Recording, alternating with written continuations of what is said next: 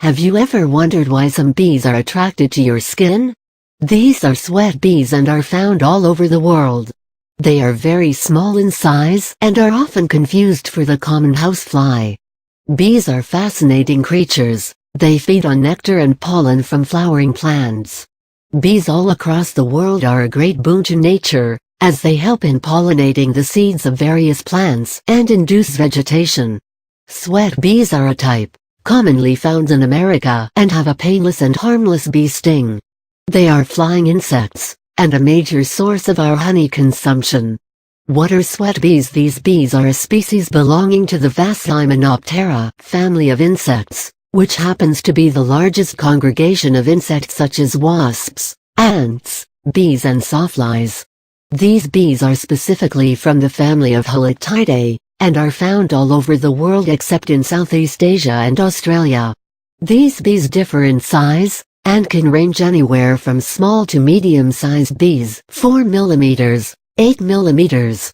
They come in a variety of colors, usually metallic, black, brown, green, or red. The males have a distinct yellow face, common among many species of bees. These bees are named so because they are attracted to the human sweat or perspiration. They have extended hairy hind legs, which often make people mistake them for bumblebees. These hairy legs carry pollen and nectar from flowers to the hive. Does this bee sting or pinch? The males bite or pinch, while the females sting when we attempt to remove them from our skin. The Schmidt sting pain index places the intensity of this bee's bite or sting on a low/minor pain of 1.0. The reason for these bees to be attracted to perspiration is because they collect the pollens and salt from the sweat on our skins and other living beings. Sweat-attracted bees come from the Apidae class of bees, which have usually painless stings.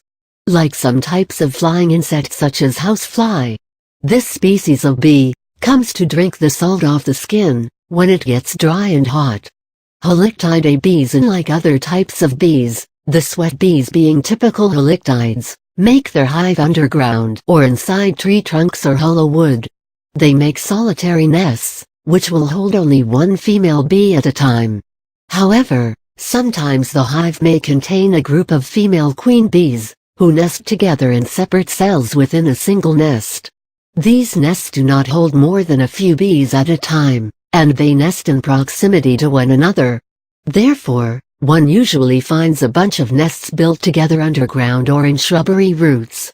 Their nests have many entrances and exit routes, which are always guarded by a few bees. How to get rid of sweat bees? If these bees are a potential threat to your health and safety, then destroying their underground nests would be the best option. People with allergies must steer clear of bees and other flying insects, as the chemical released by its sting might cause fatal allergic reactions to these people. If there are bees close to the pool, in your garden, or if there are bees in-house and you wish to remove them, you will have to first trace out their nests. Once you do that, take some diazinon or simple liquid detergent and sprinkle the chemical into and around the entrance. Do the sprinkling only at night, because they are the most inactive at that time. This will make them evacuate and abandon their nests.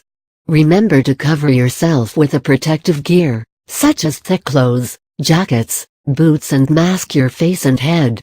If the nest is still occupied, then repeat the process. The chemical will eventually kill the bees.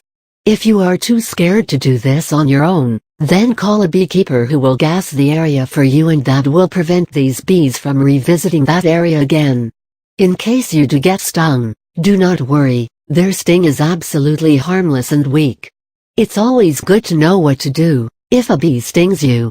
All bees, including the sweat bees, are extremely crucial for maintaining the balance of the ecosystem, as they play an integral role in pollination and keeping the vegetation alive.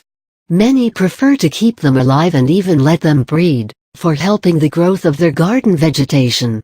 They mustn't be harmed unnecessarily, as the general population of the bee species has fallen drastically. The colony collapse disorder has adversely affected many bee species since the past decade due to pollution and toxins in the soil.